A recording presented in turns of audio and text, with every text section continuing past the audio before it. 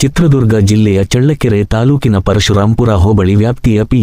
ಮಹದೇವಪುರ ದೊಡ್ಡಕೆರೆಯಲ್ಲಿ ಅಕ್ರಮ ಕೊಳವೆ ಬಾವಿಗಳ ಹಾವಳಿ ದಿನದಿಂದ ದಿನಕ್ಕೆ ಹೆಚ್ಚುತ್ತಿರುವುದು ಗಂಭೀರ ಚಿಂತೆಗೆ ಕಾರಣವಾಗಿದೆ.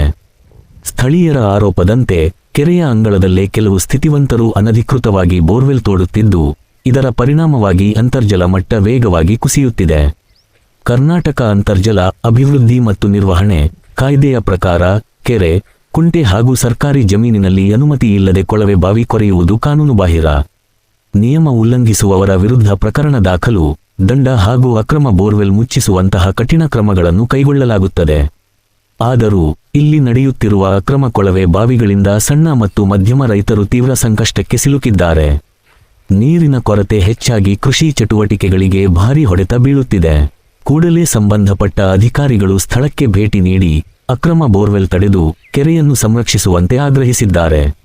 ಜನಧ್ವನಿ ನ್ಯೂಸ್, ನಿಮ್ಮ ಸಮಸ್ಯೆಗೆ ನಿಮ್ಮ ಧ್ವನಿ.